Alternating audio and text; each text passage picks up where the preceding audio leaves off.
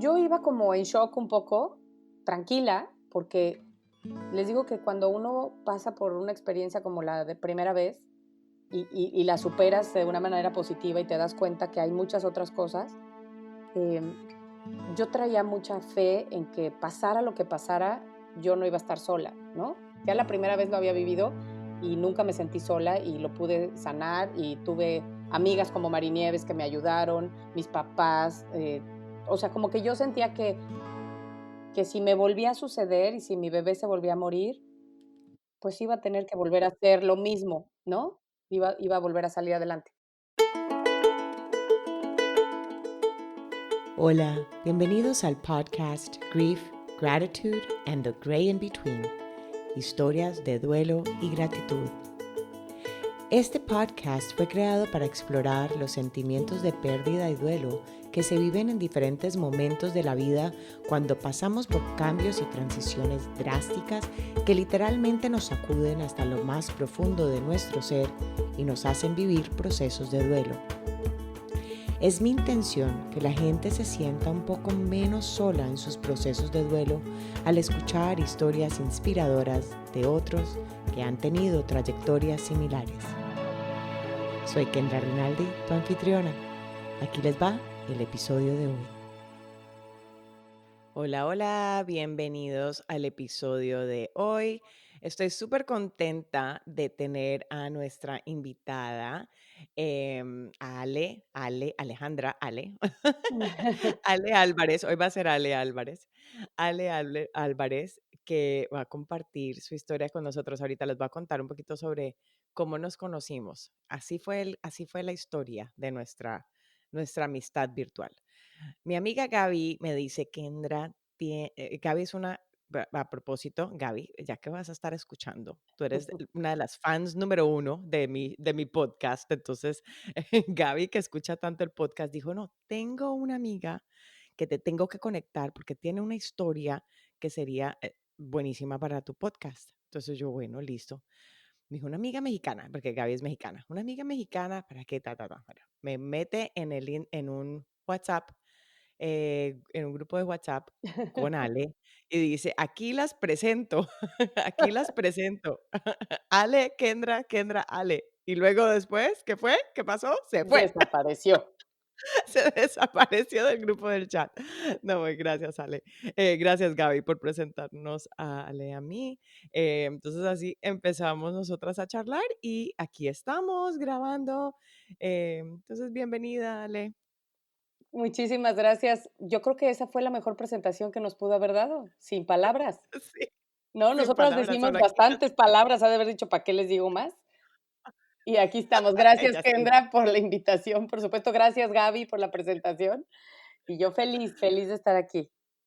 Sí, no, y además que chistosísimo porque como me decía mi amiga de México, y resulta que después de que estamos hablando como por una hora, cuando después, bueno, y es que, ¿dónde vives? Y no, vive aquí al lado, en el pueblo del lado mío.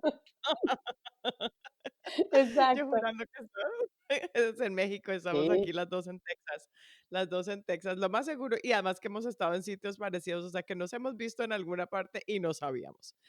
Bueno, así Ale, es. entonces, hoy vamos a hablar entonces un poquito sobre uno de tus procesos de duelo más grandes que has tenido en tu vida, pero entonces vamos a retroceder así, vamos irnos hacia atrás. Entonces, cuéntanos de tu crecimiento, porque vamos a hablar un poco de tu diabetes, diabetes, esa es la otra cosa que tuve Sí. que, también tengo que, ya le tuve que decir a Alex que soy súper gringa, digo muchas palabras que no sé cómo decir bien con de tu diabetes. Entonces, ¿cuántos años tenías cuando fuiste diagnosticada con diabetes? Tenía 14 años, iba en la secundaria y me empecé a sentir mal una semana antes de que me diagnosticaran la diabetes, y uno de mis hermanos, el más chiquito, había tenido sarampión. Entonces, pues, como que lo más lógico fue para todos pensar que a mí también me iba a dar el sarampión. Y la sorpresa fue que cuando ya me sentí demasiado mal y me llevaron al doctor y me hicieron análisis, pues descubrieron que tenía el azúcar altísima. Me llevaron de emergencia a la Ciudad de México. Yo vivía en Querétaro y, y pues llegando a la Ciudad de México, en el momento que estaba yo ya prácticamente siendo diagnosticada con diabetes, me dio sarampión. Entonces, de ahí fue que, Uh, la deducción del médico, pues, fue que debido al sarampión, yo había contraído la diabetes, porque no tengo herencia, no hay nadie en mi familia con diabetes, soy la primera y yo espero que la última. Entonces, pues, a partir de ahí mi vida cambió, ya te imaginarás, radicalmente, porque de ser una sí. adolescente normal, con una vida normal, pues, tuve que aprender a vivir con una enfermedad que todo lo que escuchas es malo, ¿no? Que todo lo que tienes alrededor es algo grave y no es que no lo sea, por supuesto que es una enfermedad muy delicada, pero aprendí desde muy chica a cómo tenía yo que enfocar mi atención en todo lo positivo y no en lo negativo que pasaba en mi vida para poder, pues, tener una vida normal.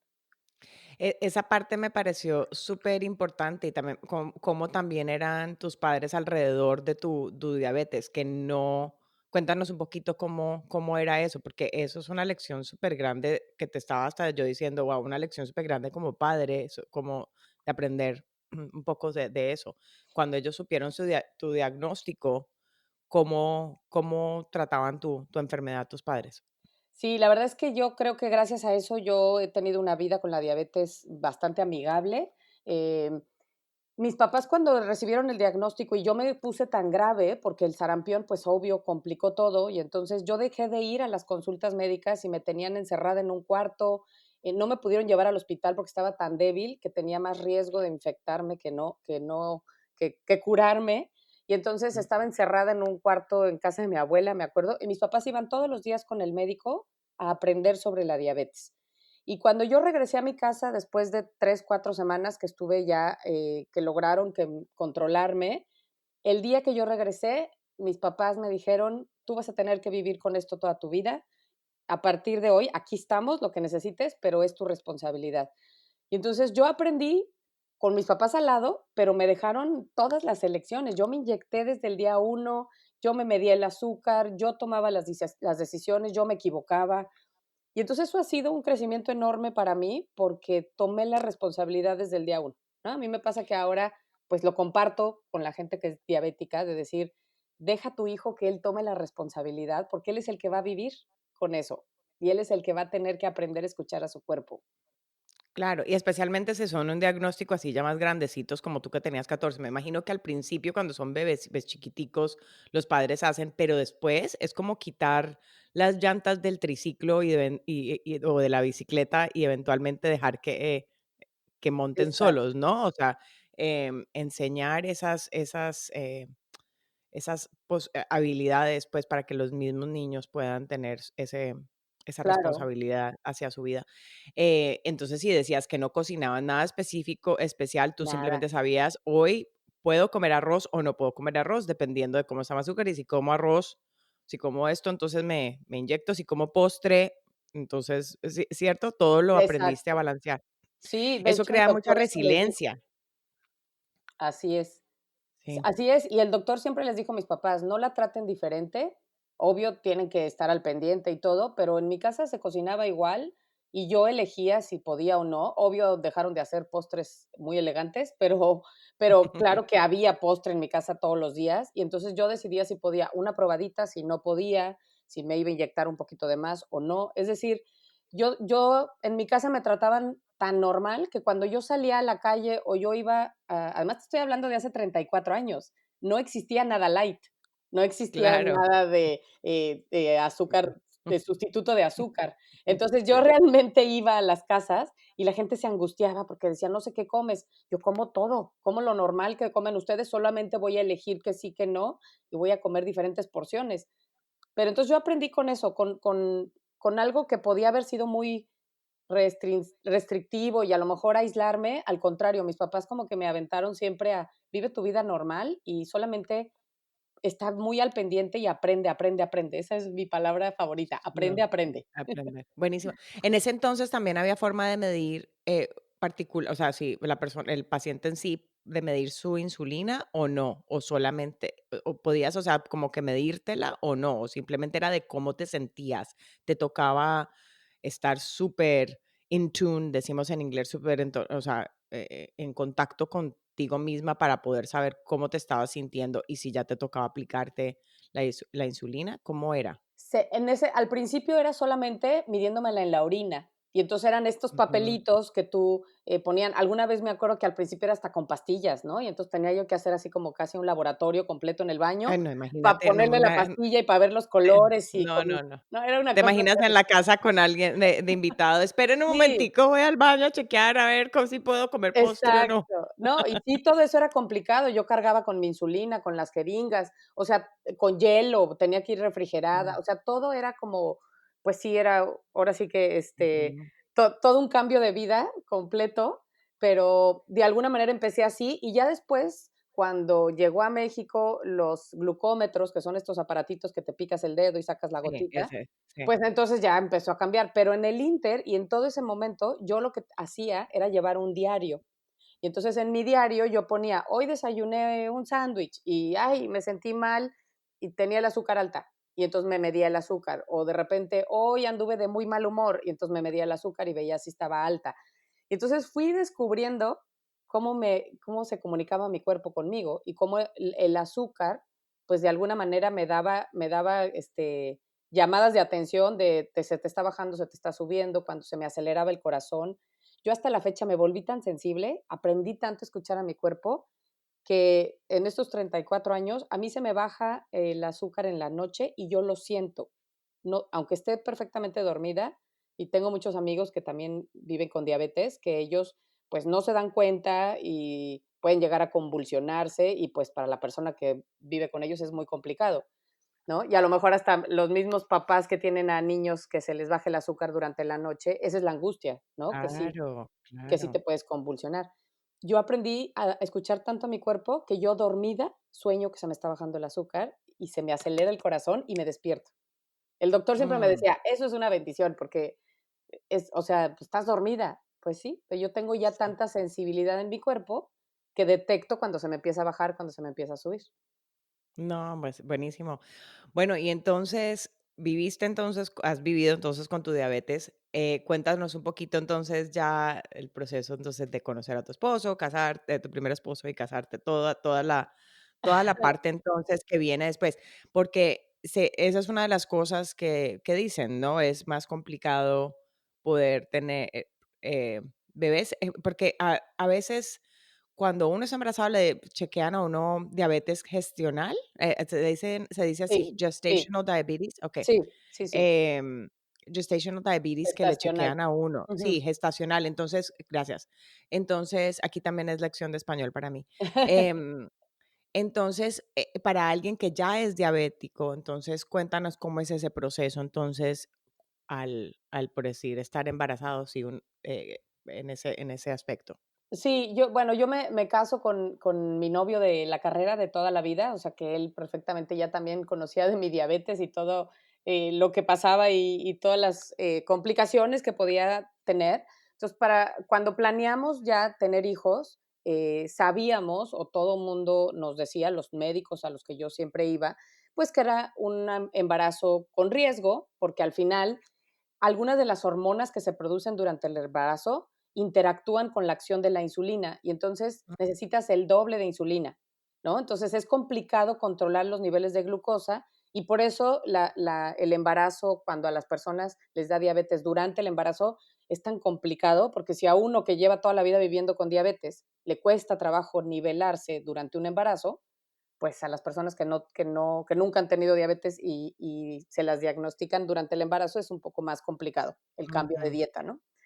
Pero entonces, pues, sabiendo todo eso, yo tenía muchísimos más cuidados, pues, en lo que comía, como era un embarazo de riesgo, limité el ejercicio, yo hacía mucho ejercicio, entonces, pues, limité el ejercicio para no tener, complicaciones de que a lo mejor pudiera, pues, tener alguna desprendimiento, ya sabes, de todo esto que normalmente te cuidas, pero de alguna manera, ser diabético es exagerar en los cuidados durante un embarazo, ¿no? Mm, Porque tienes que atender las 2 cosas, todo lo que el bebé está necesitando y la parte de nutrición, pero también la parte que tú eres la que controla el azúcar, no es tu cuerpo el que se nivela, entonces tienes que estar, pues, muchísimo más al pendiente, ¿no? Y entonces, ahí fue donde cuando yo decidí ya, embarazarme y poder, pues, tener bebés, la verdad es que nunca pensé en que fuera algo demasiado complicado porque yo era muy cuidadosa con mi diabetes. Yo me conocía perfecto, me medía mucho el azúcar, hacía ejercicio, tenía una alimentación bastante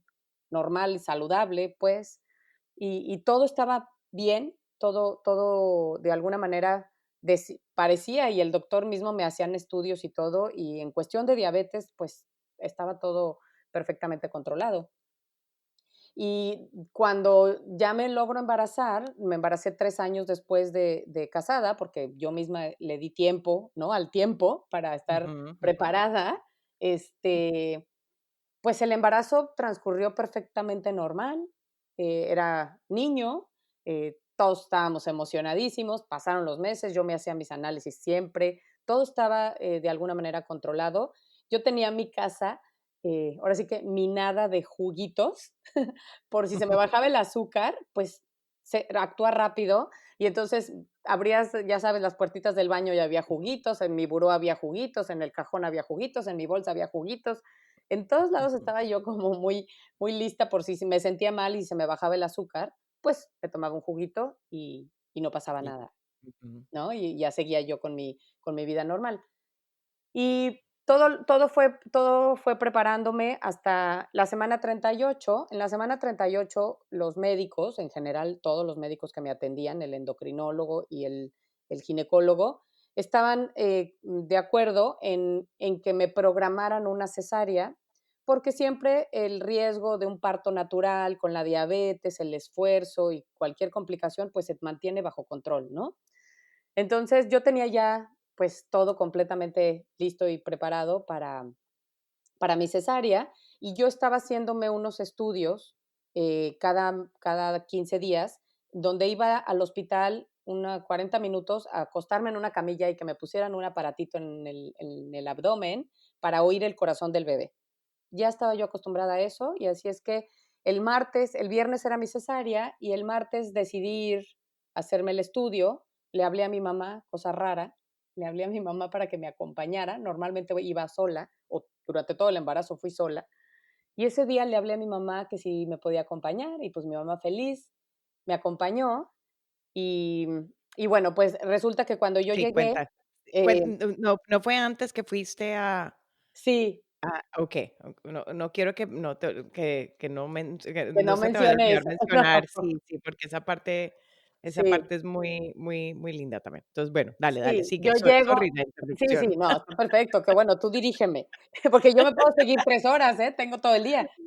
No, pero quiero que no te olvides de contar No, esa parte no, de no, sí, sí. yo llego al hospital y entonces la enfermera que ya me conocía de 9 meses, me pasan el mismo cuartito, la misma camilla, el mismo aparato, o sea, todo era igual. Y en el momento que me ponen, el aparato, en ese momento no se oye nada, no se escucha el corazón, a lo cual yo ya había estado acostumbrada y ya sabía cómo funcionaba.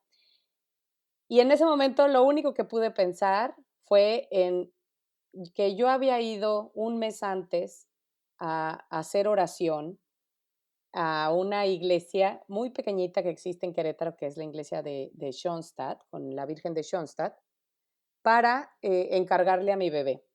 Y ahí les cuento rápido la historia. A mí, Sí. una amiga muy querida, que incluso iba a ser la madrina, bueno, es la madrina de mi bebé, em, ella estaba pasando por un momento complicado de salud, estaba pasando por proceso de cáncer con radiaciones y accidentalmente se embaraza. Y entonces ella estaba muy preocupada por su embarazo y me pide que yo vaya a poner una veladora y que ponga en oración a su embarazo y a su bebé. Y entonces yo estando ahí, mientras yo estaba en la capillita, me acuerdo que compré 2 veladoras y puse la de mi bebé y la de mi ahijado, porque al final es mi ahijado, y puse la de mi bebé y la de mi ahijado, y y créanme que nunca había hecho yo una oración eh, tan adentro de Devota, mí, tan devota, devota, tan exacto, ujú, ujú. tan profunda. Y en esa capillita, la costumbre es que tú pongas en un papelito una oración para que las monjas que atienden a la Virgen, cuando hacen sus oraciones, los leen y entonces es una oración más poderosa, ¿no? Y entonces yo puse el papelito de mi comadre con la petición para que todo saliera bien. Y yo había hablado anteriormente con una amiga que es muy devota de la Virgen y con su mamá, y ellas siempre me decían, cuando tú vayas a tener a tu bebé, tú entrégaselo a la Virgen y que ella sea la que pase el proceso para que tú estés tranquila. Yo tenía mucho miedo del parto por la misma diabetes.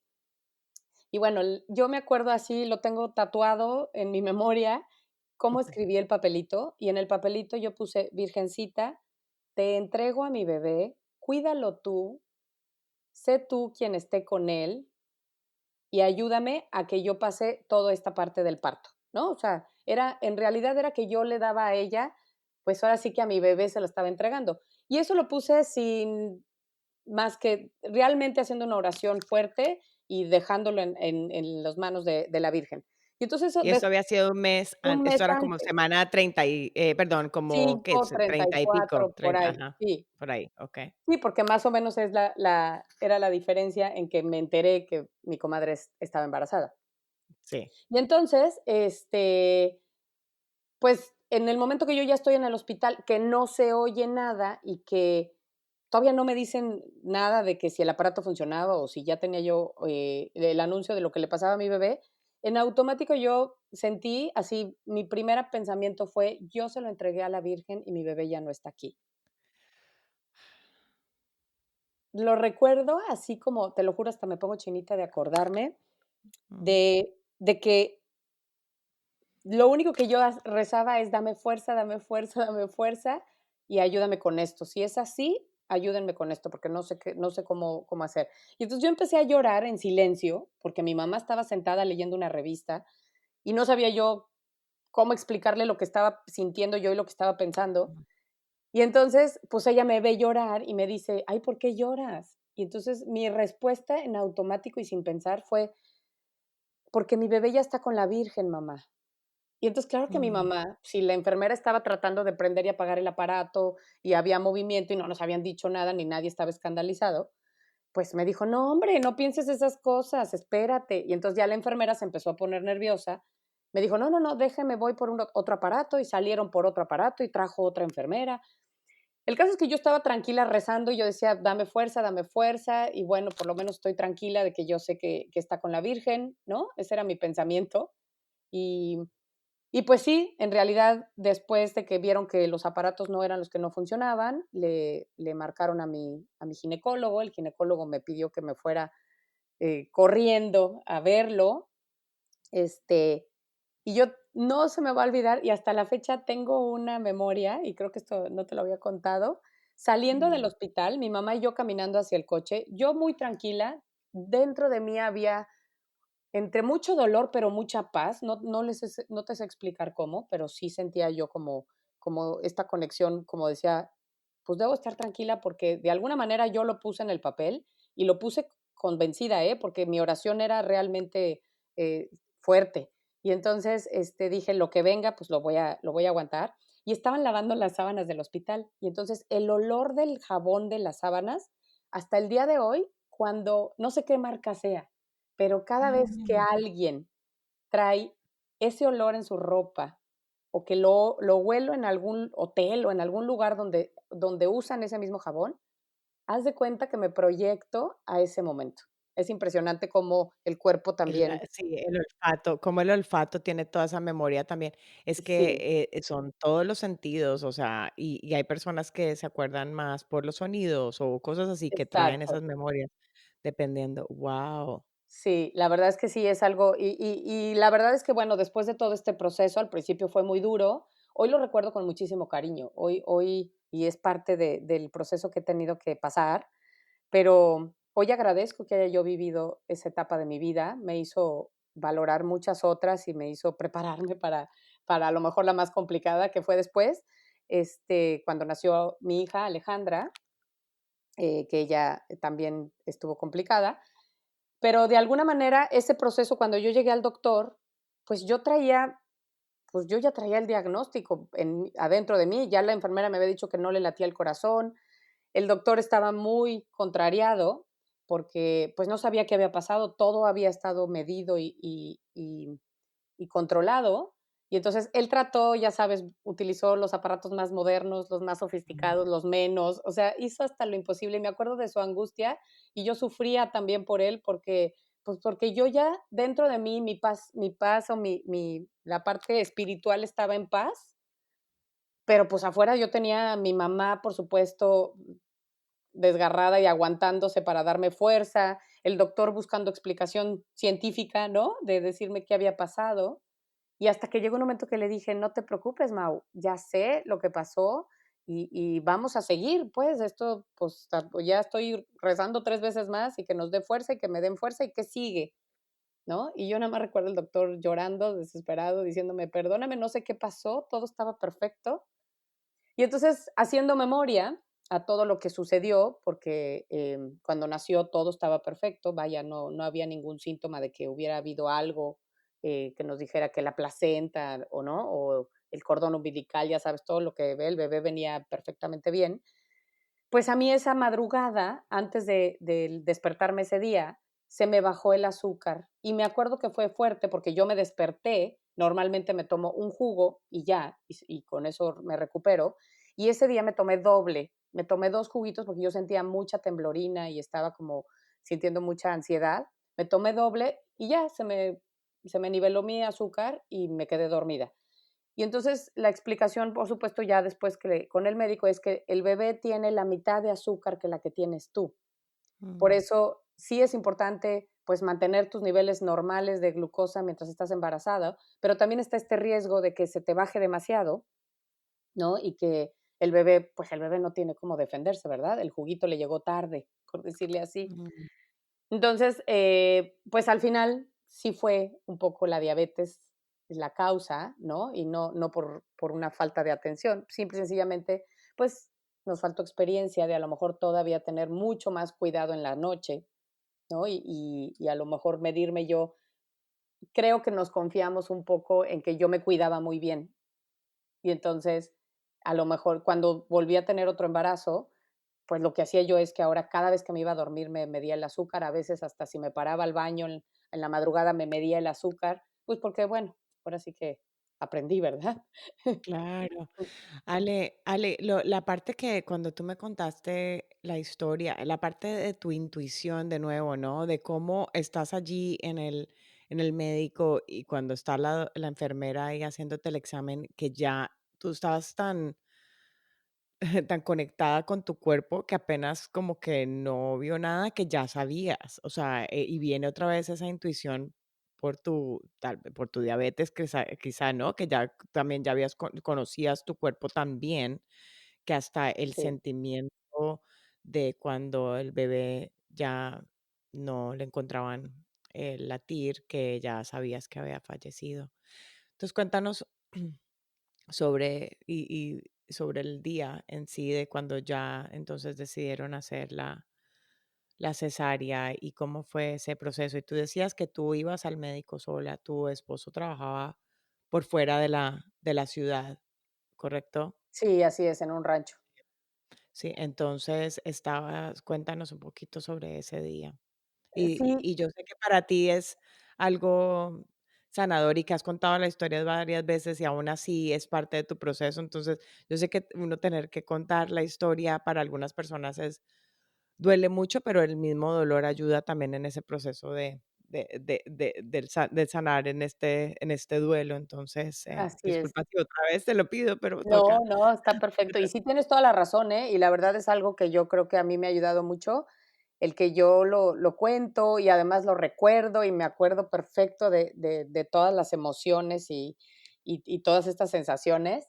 Este, yo llegué y por supuesto mi esposo, pues no había forma de comunicarnos con él, entonces mi papá se fue a buscarlo, mi mamá estaba acompañándome y luego de ahí el proceso era, que yo ya tenía ya saben, pues uno escoge el hospital, ¿no? Al que quieres ir porque te gustan los cuartos y porque está más bonito, está más cómodo, lo que sea. Entonces yo tenía ya mi hospital pagado y, y entonces le digo al médico, oye, pues yo ya tengo este hospital, me gustaría que fuera ahí, no sé qué. Total, que me dicen que sí, que vaya al hospital. Me logran hacer, pues, digamos, espacio, porque yo, ya sabes, en Querétaro los hospitales son más pequeños, no es como una ciudad así muy cosmopolita. Entonces, programan todo para hacerme mi cesárea, pero no nos da tiempo de esperar a que llegue mi esposo. Y entonces, pues, prácticamente yo entro sola, ¿no? A la cesárea. eh, Me acuerdo que mi médico también, el endocrinólogo que me atendía, no pudo llegar a tiempo a entrar, o sea, realmente estaba yo sola. Pero dentro de este proceso que yo estaba como espiritual y que yo estaba súper conectada con Dios y con la Virgen, y pues yo estaba como convencida de que eso era, ahora sí que estaba acompañada y que el proceso me iban a ayudar a pasarlo.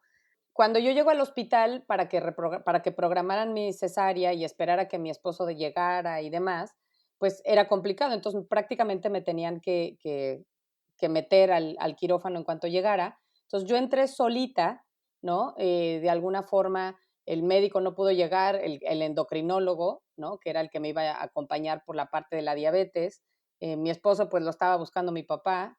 Y entonces, cuando yo entro al quirófano, yo iba tranquila, ¿no? Yo seguía pidiendo nada más que me ayudaran a tener la fuerza suficiente para poder aguantar pues el salir sin bebé del hospital. Y antes de que me durmieran, porque me hicieron, por supuesto, anestesia general, porque pues iba a ser un parto un poco fuerte, ¿no? Porque el bebé, pues al Y final, emocionalmente también, lógico, emocionalmente, pues no, no, claro. no era lo más lindo.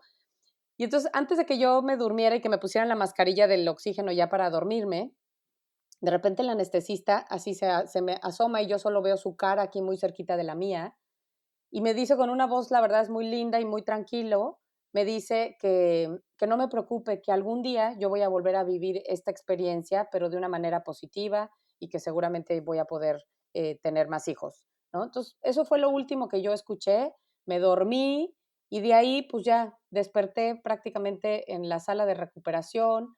Esa experiencia de que de repente ya no tienes nada en la panza, ¿no? De tener ahí Mm, movimiento y y de repente que te sacaron algo, para mí fue lo más duro de todo, ¿no? La parte emocional, la parte mental, la parte espiritual, pues es algo en lo que normalmente uno trabaja, ¿no? Y dependiendo de qué tan conectada estés con ese ser supremo con el que tú crees, pues te ujú, conectas. Pero la parte física, híjole, para esa no estaba yo preparada, ¿eh? Y, mm, y este hueco que se siente de que, espérenme, aquí adentro había vida y ¿dónde está? Que me la pongan en las manos. mm, Eso creo que para mí fue lo más duro, ¿no? El físicamente entender que el proceso no se había terminado al 100, ¿no? Sino que pues ahora tenía yo que, ahora sí que resetear el cassette y volver a empezar. Yo creo que eso fue lo más duro. Este, y bueno, pues el proceso de ahí me dijeron que me podía volver a embarazar en 8 meses, lo cual me pareció maravilloso, porque yo decía: "Ay, qué bueno que no me dijeron un año". Mentalmente me daba tranquilidad de que no era tanto tiempo, ujú, y pues de ahí fue todo lo que yo ahí seguía era como yo tenía esta paz espiritual, o esta parte que yo decía: "Tengo que aguantar, tengo que ser valiente, tengo que ser fuerte, seguramente esto es una etapa que en algo me va a servir". De alguna forma yo lo había vivido con la diabetes antes, ¿no? Ahora sí que del piso levantarme y volver a decir: "Venga, vamos a pensar en lo que sí puedo, estoy con vida, voy a volver a embarazar". Eso lo pensaba yo todo el tiempo. Y me pasaba algo muy curioso, que mis amigas todas estaban embarazadas al mismo tiempo, todas tenían bebés, ¿no? Que estaban recién nacidos o a punto de nacer.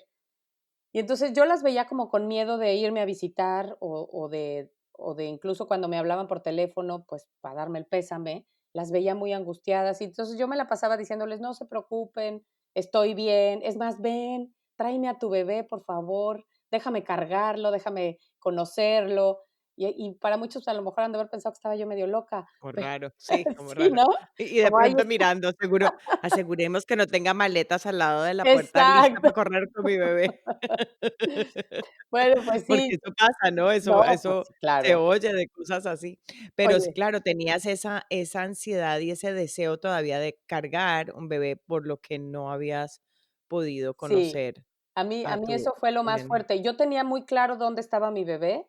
De hecho, cuando Sí. yo cargaba a los bebés, no era que viera a mi bebé, sino que yo Ujú. quería sacar esta necesidad que tenía de darle este amor que me quedé atorado a un bebé, al que fuera, No, y ¿no? es que las hormonas no, es que es algo además hormonal, no, es todo el proceso, el ciclo de las hormonas en sí Sí. también, porque estás con las hormonas todavía de que en ese momento hubieras estado amamantando o lo que No, sea, y bueno, si me entiendes, de toda la la parte de amamantada me hormonal. tardé, yo creo que de fácil unos 3 meses o más en que pudiera dejar de producir leche.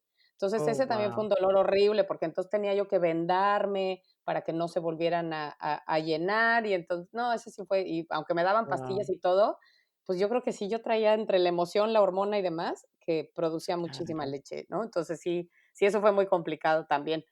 Ya no me acordaba, fíjate. Sí, pues claro, imagínate, Sí, porque es como que ver es un recuerdo otra vez de que no hay alguien para sí. recibirla, ¿no? Es como que el Exacto. recuerdo diario, entonces 3 meses duraste. Entonces, cuéntanos de tu amiga, entonces, la que a la que fuiste La que me salvó Mari la vida. Marinieves. Marinieves, Marinieves, sí. cuéntanos, sí, de Marinieves Mari. era la amiga que me acercó mucho, que era la que platiqué con su mamá y la que me dijo que le rezara mucho a la Virgen y demás. Ella siempre ha sido una persona con una fe impresionante, que es un modelo a seguir, yo siempre la he admirado mucho por eso. Y entonces ella estaba súper cerca de mí, su bebé acababa de nacer, o sea, Alexa tenía 2 meses, y entonces con ella era con la que yo hablaba, ella me buscaba mucho, ella me consolaba mucho, con ella yo gritaba, me enojaba, después me reía, ya sabes, era como que la que más estaba Mm. cerca de mí y tenía su bebita, entonces yo le decía: "Préstamela, por favor", y me la dejaba por días, ¿eh? O sea, me la dejaba, estaba y amo bueno, pues Alexa es mi hija prácticamente, y tenemos una conexión especial. Y entonces yo, cada vez que ella, o de repente me decía: "Oye, voy a ir al súper, ¿te paso a Alexa?". "Ah, gracias, sí, pásamela". Y entonces me dejaba Alexa y ella se iba a hacer sus cosas, y yo la cargaba, la cargaba, la cargaba, la cargaba, la cargaba, y la disfrutaba enormemente. Y eso fue un poder sanador impresionante. O sea, el que Mm. yo tuviera esta esperanza de algún día tener a la mía, pero sacar todo esto que yo traía dentro, fue increíble. Después me la dejó antes de que naciera mi hija, ya, 1 año, cuando iba a cumplir 1 año, me la dejó por 10 días, ella se fue de viaje. Entonces, yo creo que esa parte de abrirme a veces uno cree que estar en contacto con aquello que se fue te va a causar más dolor, Mm. pero para mí yo creo que fue una Lo parte que más te ayudó a importantísima. sanar. Sí, Ujú. sí, yo creo Sí, que es sí. que es porque a veces el miedo, ¿no? Y cada persona es tan diferente, ¿no? Con su Sí, proceso, cada persona es tan diferente. En tu caso, fue tu sanación, pues, tener esa cercanía a otros bebés y poder sentir ese aspecto maternal que sí. tenías dentro de ti. Em, bueno, y entonces llévanos un poquito ya, entonces después, ¿esperaron los 8 meses entonces, Esper o cómo fue? Sí, esperamos los 8 meses, yo me vuelvo a embarazar con mucho miedo, como insegura y, por supuesto, con muchas amenazas de: "No me la vais a volver a hacer, Diosito, por favor, ¿eh? Y yo Mm, aquí le voy a echar más ganitas, pero no quiero que me vaya a volver a pasar". Entonces, realmente yo no estaba en conexión ni conmigo, yo creo que estaba con mucho miedo. Me acuerdo que iba a ver al doctor cada 3 días y a decirle: "Seguro que va a estar bien, seguro que esto no sé qué". claro, O es que sea, el miedo, sí, estaba terriblemente aterrada, y lo cual, pues, afectaba, por supuesto, también normal. mi azúcar y afectaba Mm, absolutamente todo. Y total que a las 12 semanas de ese embarazo, pues igual, fui a la consulta médica y dejó de crecer, ¿no? Ya habíamos escuchado el corazoncito y luego de repente, pues, dejó de crecer y lo perdí, ¿no? Y ese fue, ahora sí que un embarazo, un aborto normal, de que simple y sencillamente no se dieron las cosas y pues me tuvieron que hacer legrado, ¿no? Quitar, raspar y hacer todo el procedimiento. Y entonces para en hacer el mismo hospital, en en el el mismo mismo hospital. hospital. Entonces, cuando yo, le pido al doctor, oye, pues no puede ser en otro hospital, no quiero ahí. Me dice, ¿sabes qué? Pues no, porque ahí es el único hospital que tiene el banco de sangre y entonces pues necesito que sea ahí. Entonces yo iba muy enojada y entonces llego yo al hospital, igual fui sola también, ahí no entró mi esposo, no me preguntes por qué, pero el caso es que yo me acuerdo que estaba sola. Entonces cuando yo iba entrando, que me iban a preparar, estaban todos los cuartitos vacíos. Y entonces yo en mi mente dijo que no me vayan a poner el mismo cuartito del otro bebé, ¿no? Donde me dieron la noticia del otro. Y haz de cuenta como que lo pedí, me mandaron ese cuartito. Entonces yo estaba como, yo sí por dentro decía, ¿de qué se trata esto, no? O sea, Mm, en qué tengo que hacer para que no me toque? Total, pasó el procedimiento, fue muy duro porque pues yo no estaba, ya había pasado una vez y entonces no sabía yo si esto iba a se iba a repetir y estaba como muy contrariada. Y fue un poco el vivir esa sensación tan negativa, compararla con la otra que yo ya la había sacado a flote, es decir, yo ya había superado lo del primer bebé, no me acuerdo de haber recordado algo con el segundo, sino que la emoción que yo traía interna cuando pasó mi segundo aborto fue lo que más me pesó, ¿no? El yo no haber estado en una actitud positiva, en no haber confiado, en no haber tenido esta fe de decir todo va a salir bien y yo pongo lo mío, ya aprendí con el primero, vamos a aprender con el segundo. Y entonces me acuerdo que yo le dije a mi esposo, si me vuelvo a embarazar, tengo que ser súper relajada, tengo que confiar, tengo que soltar y tengo que, yo siempre decía, así como mi amiga Marinieves, que me prestaba su bebé y era tan cool y tan relajada, así quiero ser yo, ¿no? Así voy a vivir mi tercer embarazo. Y entonces, pues sucedió que me volví a embarazar, ¿no? Y lo más curioso es que me embaracé prácticamente el mismo día que yo perdí a mi primer bebé, 23 de un febrero, año, o un sea, año un después, año después así un del año calendario. ¿No? Y ujú, entonces, eso para mí, yo soy muy de señales, ¿no? Y entonces eso sí. para mí era una señal de que este era el bueno y de que todo iba a salir muy bien y que yo iba a confiar. Y entonces, pues así fue cuando empecé mi tercer embarazo, completamente confiando y con toda la fe del mundo en que Dios me iba a dar la oportunidad de ser mamá y todo funcionó súper bien, estuvo perfecto mi embarazo. Em, yo fui a un médico especializado en embarazos complicados porque mi suegra quería estar tranquila de que yo estaba haciendo la elección correcta del médico correcto, que no volviera a ir con el mismo doctor que a lo mejor había cometido algún error, pero yo estaba tranquila en ese tema. Y este médico especialista en casos complicados él me dio una otra señal, ¿no? Y él agarró y me dijo, normalmente, pues, los médicos no hablan de cuestiones religiosas, ¿no? O de su religión, pero sin embargo, él al final de la consulta me dijo: "Mira, aquí hacemos todos estos estudios, eso es lo que nos hace diferentes a cualquier otro lugar. Yo te recomiendo que tú vayas con tu médico que estás yendo ahorita, él te conoce, él ya vivió tu primer embarazo, ya sabe cómo reacciona tu cuerpo, de alguna manera nadie mejor que él te va a conocer. Aquí vamos a ser muchos médicos, nadie va a ser personal contigo.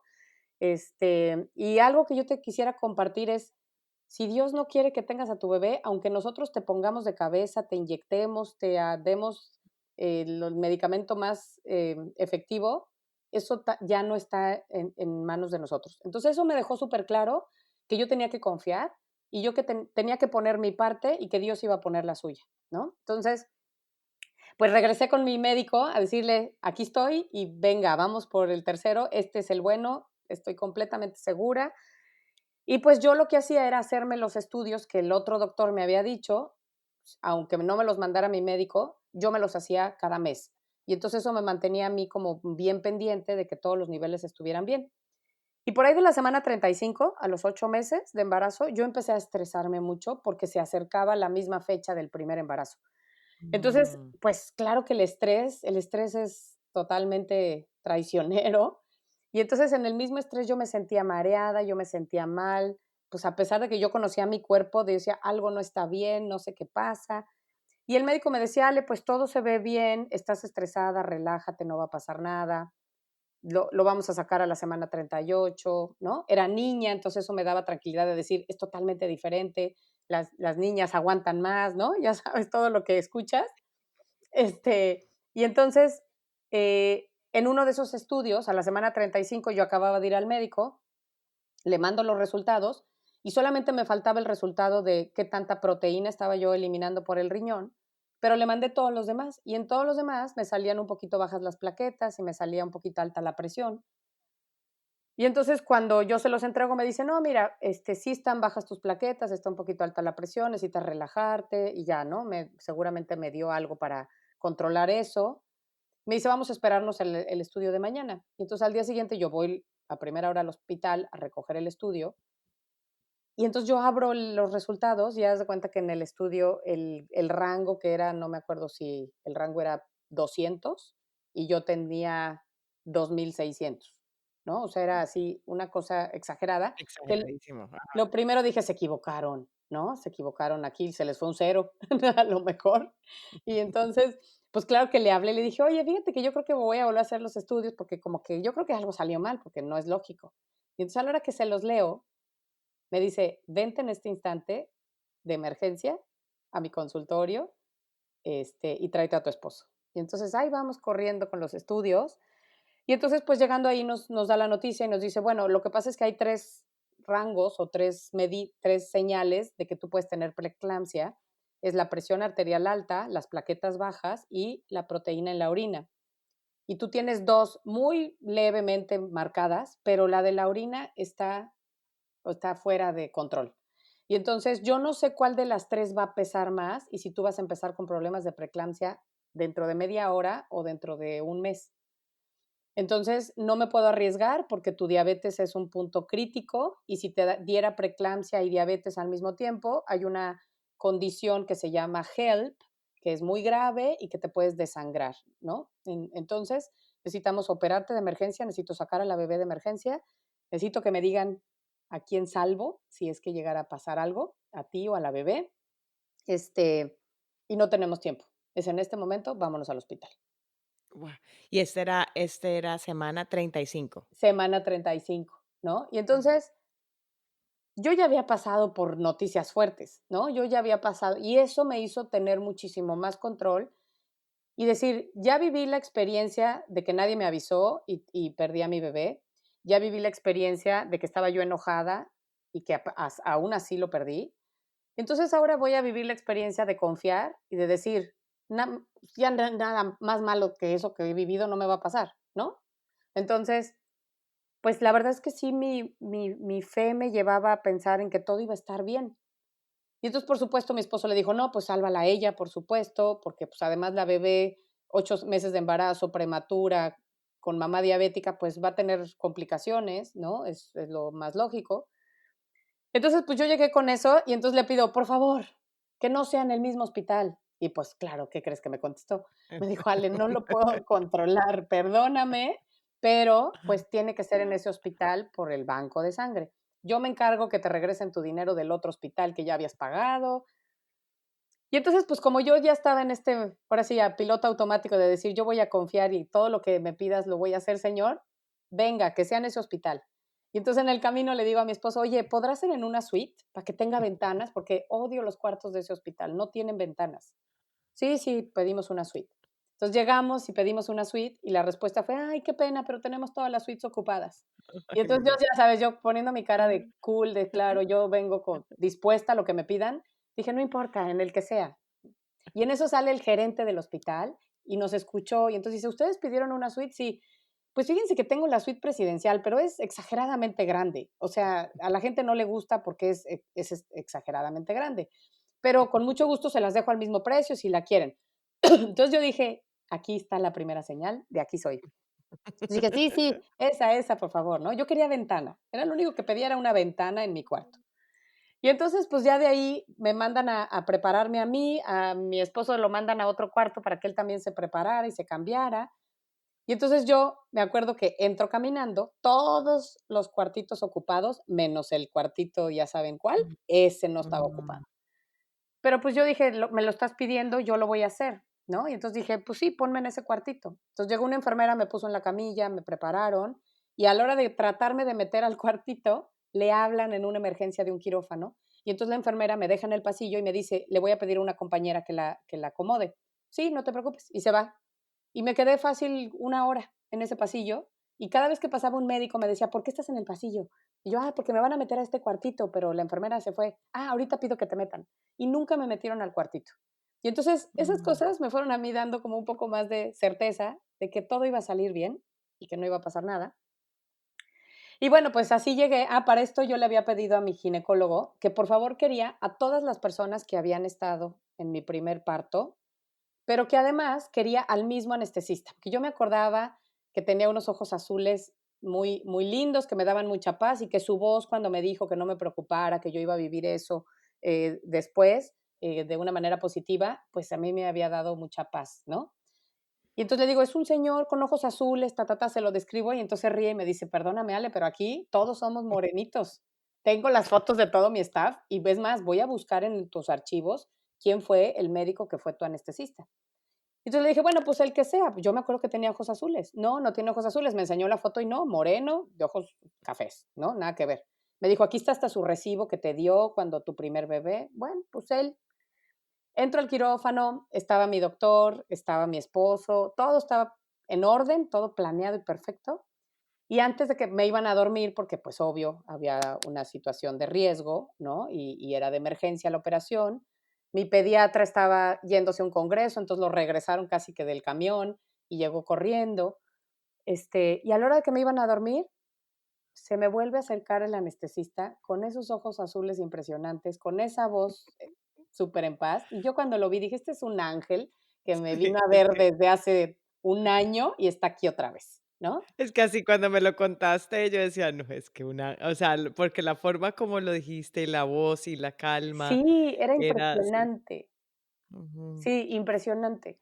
Y él agarró y me dijo, en nombre de todos los que estamos aquí, yo te quiero agradecer porque tú nos estás dando una oportunidad a todos, no nada más a ti, y esto nadie lo hace, ¿no? Entonces, gracias y tú no te preocupes, todo va a estar muy bien y vamos a quitar, me acuerdo que me dijo algo así como que vamos a borrar aquella experiencia todos que tuvimos hace un año. Y ya, Mm. yo me dormí, nació Alejandra, mi hija, eh, nació bien, lloró, le hicieron todos, ya saben, me la pusieron, la vi 2 minutos. Me acuerdo que mi esposo solo se asomó y me dijo, voy a acompañarlos a que la revisen, pero si querías conocer a tu primer bebé, es idéntica, porque yo no vi a mi primer Mm. bebé, no pedí verlo, y él sí. Entonces así nada más me dijo, es idéntica. Y entonces eso me dio como doble paz, ¿no? Así como dice, esta vale por 2 o por 3, ¿no? Y entonces, bueno, pues ya a mí me sacan a recuperación, ellos se van con la bebé y aparentemente pues todo estaba bien. Eh, Me mandan a recuperación y yo me recupero muy rápido, que incluso los doctores, todas las demás personas como que tenían mucho dolor y se quejaban, no era un cuartito como para varios. Y yo estaba como muy tranquila y el mismo médico me dijo, oye, pues ya no tienes dolor, ya estás muy despierta, ya pasó la anestesia, voy a pedir que te suban a tu cuarto. Yo, perfecto. Y entonces me llevan en la camilla al cuarto y de repente yo empiezo a ver, pues, mucha ventana, ¿no? Así. Y entonces yo dije, son los pasillos de ese hospital están como por fuera y es un hospital que tiene, toda la fachada son cristales. Y entonces yo decía, pues, ya voy en el pasillo, ¿no?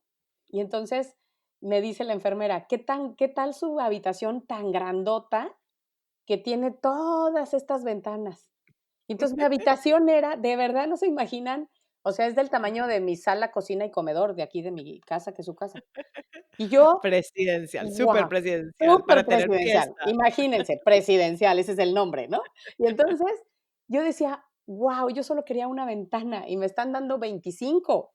Entonces decía yo: "Esto no puede ser normal". Y entonces les juro que la emoción dentro de mí era inmensa. O sea, sí, ya estaba mi bebé, ya estaba todo estaba feliz. Llego y entonces en el transcurso, porque nació a las 3:30 de la tarde, entonces como por ahí de las 8 o 9 de la noche, me acuerdo que estaba uno de mis hermanos de visita ahí acompañándonos, y mi esposo empezó a decirme, fíjate que me siento mal y me siento mal y estoy mareado y me siento mal. Y entonces lo mandamos con las enfermeras a que le midieran la presión y se encontró al pediatra y el pediatra le dijo, ¿sabes qué? te veo tus ojos muy amarillos, ve a hacerte un análisis. Le hacen el análisis y sale hepatitis. Y No, entonces, no. pues lo vuelven a mandar al rincón, lo mandan a mi casa y me vuelvo a quedar sola, ¿no? Y entonces, pues ya pasa la noche y en la madrugada, como a las 12 de la noche, me marcan por teléfono y era mi pediatra. Me dice: "Ale, necesito que me autorices el que yo pueda contratar a 5 enfermeras que son mi equipo de enfermeras que son pediatras, porque a tu hija, por tú ser diabética, se le empieza a bajar mucho el azúcar. Y necesito ponerle un suero y en el hospital no logran ponerle el suero porque está muy chiquita".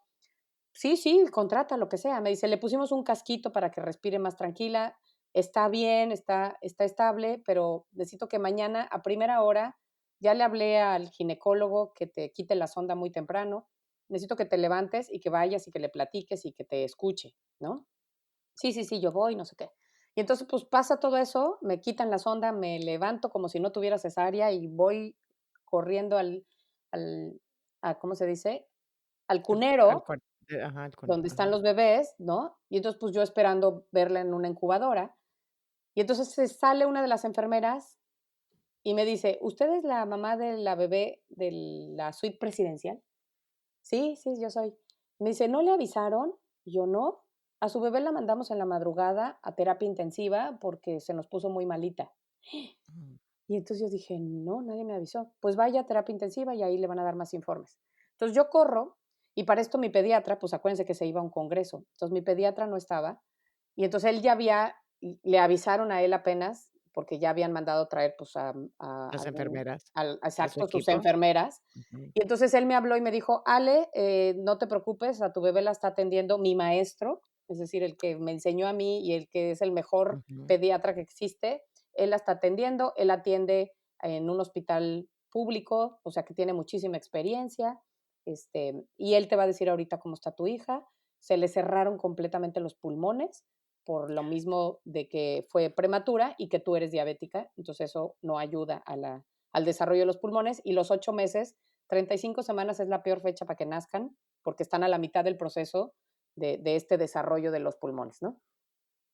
Total, yo iba como en shock un poco, tranquila, porque les digo que cuando uno pasa por una experiencia como la de primera vez y la superas de una manera positiva y te das cuenta que hay muchas otras cosas, em, yo traía mucha fe en que pasara lo que pasara, yo no iba a estar sola, ¿no? Ya la primera vez lo había vivido y nunca me sentí sola y lo pude sanar y tuve amigas como Marinieves que me ayudaron, mis papás, o sea, como que yo sentía que si me volvía a suceder y si mi bebé se volvía a morir, pues iba Tú a tener que podías, volver a tú hacer lo podías. mismo, Ujú, ¿no? ujú. Iba a volver a salir adelante.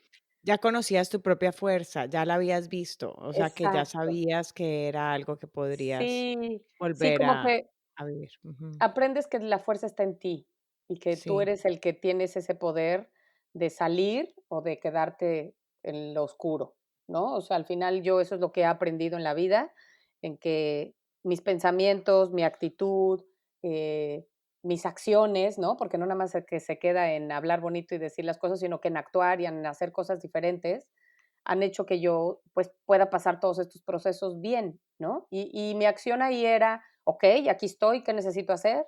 ¿En qué puedo participar o tengo que estar tranquila y sin ponerme histérica? Esa es mi participación, pues eso lo hago. Mi esposo está enfermo, mi esposo no puede estar aquí, o sea, como que tenía muchas cosas en contra, y yo lo que quería era que mi bebé estuviera bien, ¿no? Entonces dije: "Me la voy a tomar con calma y voy a confiar en que esto va a salir bien". Y fue como magia, ¿eh? Estuvo 15 días en terapia intensiva. Los doctores, el doctor que estaba cuidándola, súper frío, ¿no? Pues porque él se dedicaba al sector público, no tenía contacto con pacientes, ni se sabía seguramente mi nombre. Y entonces él nada más me salía y me decía muy así drástico: "Tu bebé está muy mal, tenemos al 100% los pulmones, la tuvimos que entubar, mañana a primera hora tenemos que bajarla a ver si no tiene derrame cerebral, porque es lógico con toda la fuerza, eh, lo más seguro y puede suceder que se le revienten sus pulmoncitos porque está muy chiquita. Y si es así, ni te vamos a avisar, la vamos a operar de emergencia. Así, ¿no? Pero muy duro. no, no, no. Entonces yo Todo escuchaba, técnico, todo como sí, técnico, no la parte humana. Ujú. exacto, ¿no? Muy diferente a tu ginecólogo Mauricio, Mauro, que ¿no? era casi, éramos Mauricio, casi compadres. que hasta lloraba más o menos contigo en Sí, todo el proceso. Sí. sí, y entonces, bueno, pues ya después llegó Luis, que también era mi pediatra, que también tenía yo una relación muy cercana y que él ya también había pasado por todos los otros procesos conmigo. Ujú. Y entonces, pues más humanos, ¿no? Y no te preocupes, Ale, vas a ver que vamos a ver. Y entonces Luis me acuerdo que salía y me decía, tu hija es impresionante, porque yo veo que va para abajo y que llega así donde ya dicen, pues ya le quedan muy poquitas horas de vida y le pongo la último recurso que viene en el último libro y responde, ¿no? Ella tiene muchas ganas de vivir, así es que vamos a seguirle. Yo le poníamos música clásica todo el día, las enfermeras le tejían chambritas, yo entraba y le platicaba y le hablaba y le decía y le contaba chistes y bueno, hacíamos todo un show para ella, este, y pues a las 2, 3 semanas la pasaron a un cuarto normal para poderle enseñar ahora a comer, ¿no? Ya había pasado la gravedad, sus pulmoncitos se recuperaron al 100%, pasamos todos los exámenes, ya saben, de que si no tenía derrame, no tuvieron que operarla, o sea, realmente fue impresionante cómo se fue recuperando, pero yo tenía una paz interna de decir, esto va a salir bien, Y ¿no? además era tanta la paz que tú no le mencionaste a nadie que estaba A así de grave, nadie. que a nadie de que ella estaba así de grave. No, hay las hermanas de mi mamá que somos como muéganos, ¿no? O sea, que todos se enteran y están en toda tu vida. Apenas hace unos meses les estaba yo contando todo esto y me decían: "¿Pero por qué no nos enteramos que estaba tan grave? Yo hubiera ido". Pues no, yo no sentía como yo estaba tan tranquila, para mí era parte de un proceso, ¿no? Y mi marido estaba enfermo con su mamá en la casa, y entonces ellos estaban allá con su rollo, y yo estaba acá sola con mi hija y los doctores. Entonces, mis papás, claro que iban y me acompañaban, pero nada más podía entrar yo a terapia intensiva. Entonces, Mm, realmente nadie se quedaba porque y luego ya al final hasta me dejaban casi estar prácticamente todo el tiempo adentro. Entonces, pues no, yo no lo conté así, fue como un proceso para mí solita que también a lo mejor y por eso, fue más fuerte, ¿no? Que era yo ujú. con Dios y mi paz, y entonces no tenía como la angustia de que todo mundo me dijera: "¿En qué te ayudo? Pobre de Claro. ti, ¿qué va a pasar? ¿Y qué te dicen los doctores? ¿Y por qué no buscas otra opinión?". Yo no había nadie.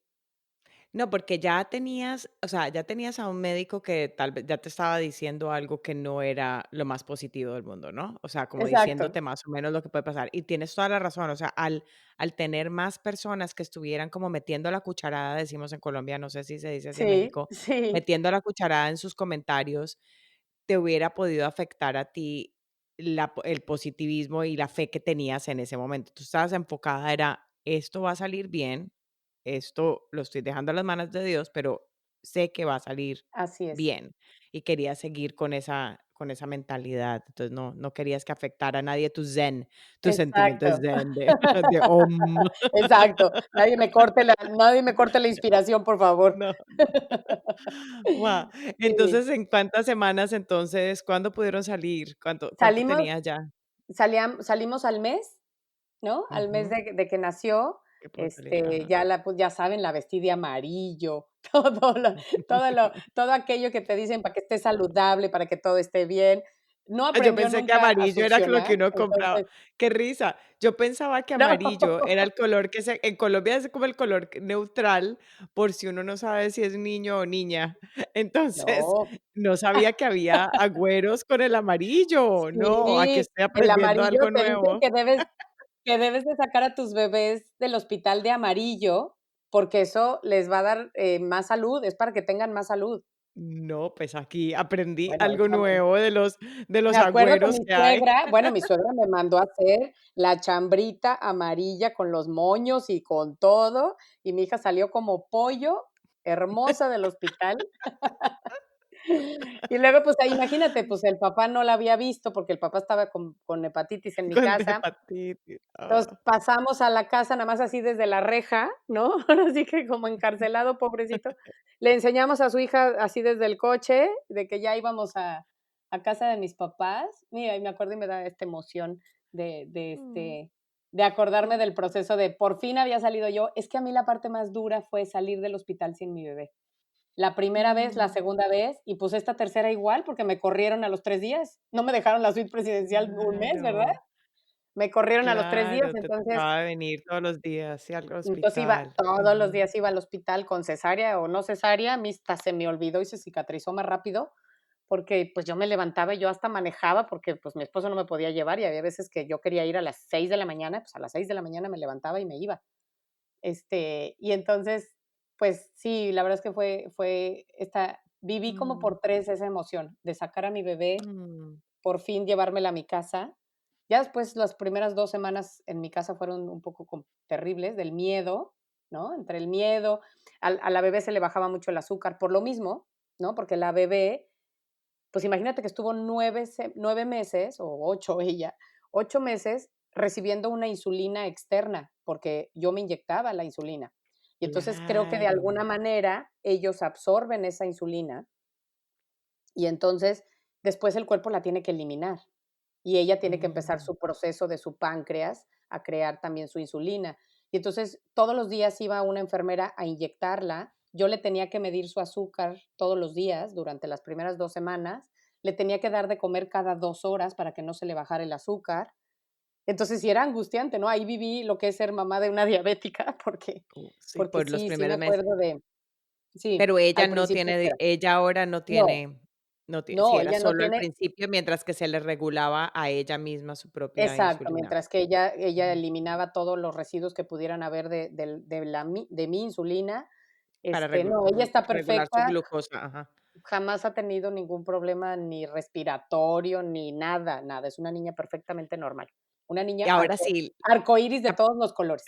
sí, y arcoíris, así le además así es que también en nuestros países latinoamericanos también le dicen, bebé arcoíris después Sí, de cuando uno ha tenido, así sí, así como en es, inglés, sí, rainbow sí, baby. Ahora la pregunta, ¿eres así de fresca o cool, como decías tú? Nosotros decimos fresca, de cool sí, como Marinieves, como madre, como quería ser así de, sí, tranquila. sí. ¿Eres así de tranquila Sí, como sí lo madre? logré, Sí, sí lo logré, lo sí lo logré, lograste, ¡yeah! sí, sí. Y mi hija es el doble de cool. O sea, porque las Sí. 2 aprendimos a yo era superdesprendida, entonces, haz de cuenta, me decían: "¿La puedo cargar?". "Claro, cárgala, báñala, llévatela, haz lo que quieras con ella". O sea, sí aprendí, porque a mí me encantaba esa parte de mi comadre Marinieves, y, Ujú. y yo quería como no vivir con esta angustia de, ¿no? Es obvio, después de haber pasado por los otros 2 2 sí. embarazos y ser hija única, ¿no? Ya no me volví a embarazar por miedo, obvio. Ujú. De ahí me divorcié y después me volví a casar y con Luis, que es mi esposo, en algún momento llevamos 14 años casados. Al principio, pues en algún momento sí quisimos tener hijos, y yo trabajaba en un hospital, estábamos en el momento perfecto, yo trabajando en un hospital, ahí teníamos la atención, ¿no? Ya vivíamos en Puerto Rico. O sea, como que yo decía, ahorita es el momento. ¿Y quién crees que fue la que me dijo que no me embarazara? Pues Alejandra, mi hija. Alejandra, mi Mm, hija, me dijo, ay, mamá, yo tengo mucho miedo. Pues ella ha escuchado esta historia, ¿no? Entonces, como que me dice que te vaya a claro. pasar algo, que se vaya a complicar tu embarazo. Pues, ya están, Luis tiene 2 hijas de su primer matrimonio, y que han crecido prácticamente con nosotros, porque tengo 14 años casada y ellas tienen Ujú. 20, ¿no? Y 19. Pues claro que le dije, tienes toda la razón, ya te tengo a ti, ya tengo a mis otras 2 prestadas, que también las quiero Mm. como si fueran mías, pues ¿para qué nos arriesgamos, no? Y entonces ya de ahí ya no, decidí ya no tener más hijos, pero Alejandra, mi hija, pues entre que yo crecí con esta mentalidad de voy a dejar que la vida sea la que nos dirija y no tratar yo de controlar todo, y pues la verdad es que sí, ha sido un proceso muy lindo.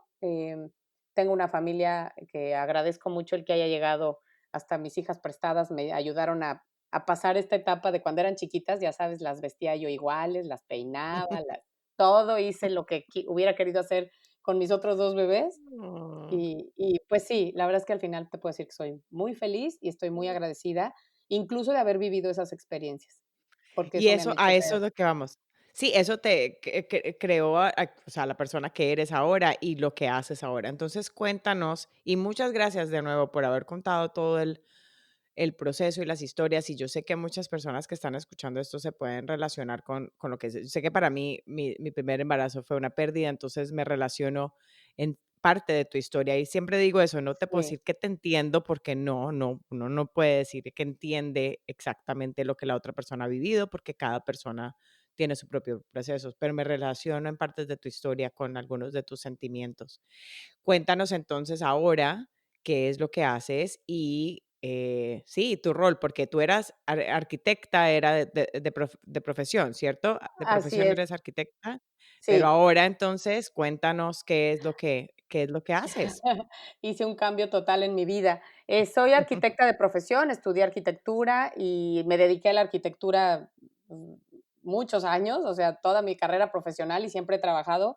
Y hace 5 años me vine a vivir, siempre he estado muy pendiente de la nutrición y leo mucho y me encanta la nutrición por lo mismo de mi diabetes, porque yo me controlo sola y porque de alguna manera pues trato de estar lo más saludable que pueda y más ahora por mis hijas, ¿no? Para poder estar aquí y para poder hacer todo lo que hago con mi familia. Pero hace 5 años me vine a vivir a Dallas y cuando llegué aquí me dio la peor depresión del mundo de no saber qué hacer con mi vida.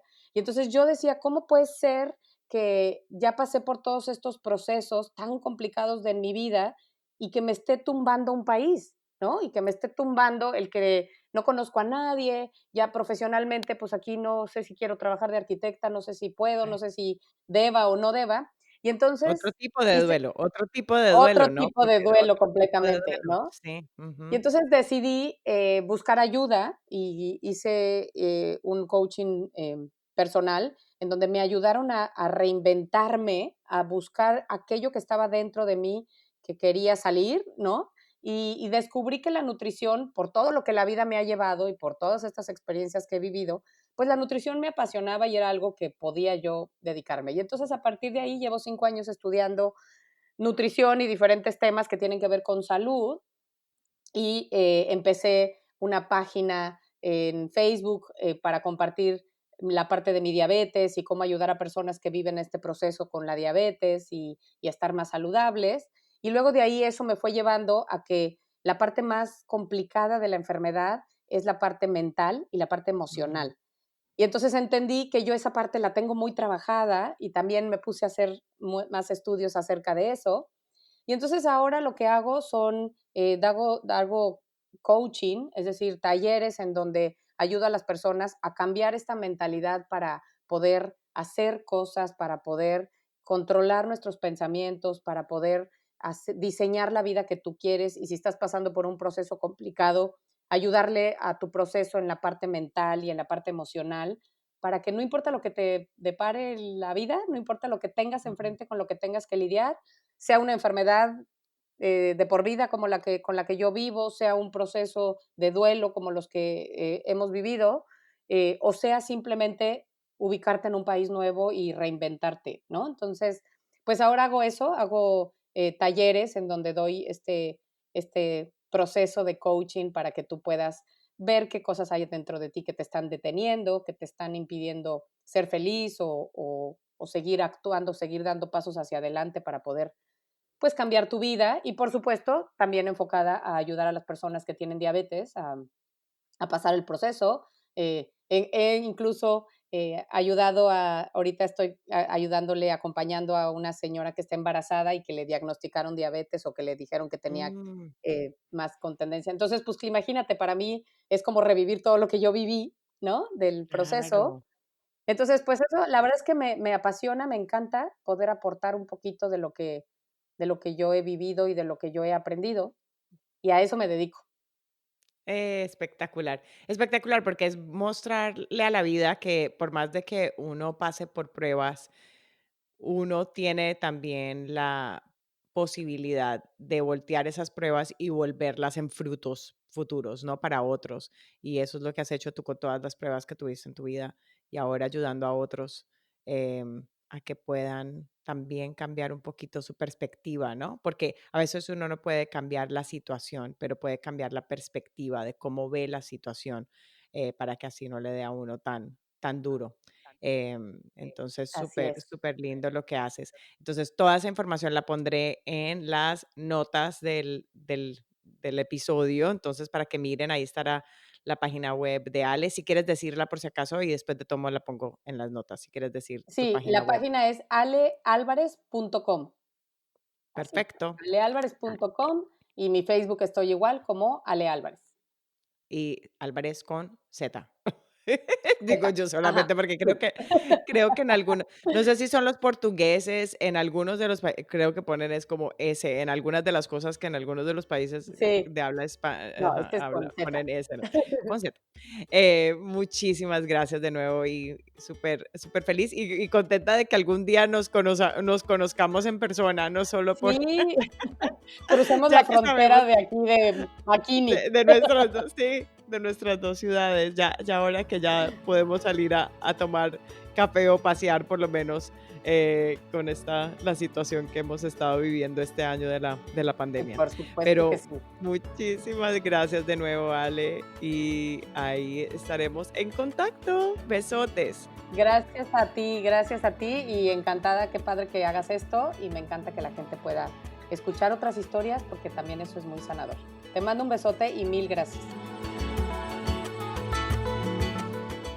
Gracias por elegir escuchar el episodio de hoy. Espero que hayas podido encontrar un poco de consuelo. Si es el caso, me encantaría que escribieras un comentario y que lo compartieras con alguien que creas que necesita escucharlo. Si acaso tú o alguien que conoces tiene una historia inspiradora de su proceso de duelo y gratitud, no dudes en contactarme. De nuevo, gracias por escuchar el podcast Grief, Gratitude and the Gray in Between, historias de duelo y gratitud.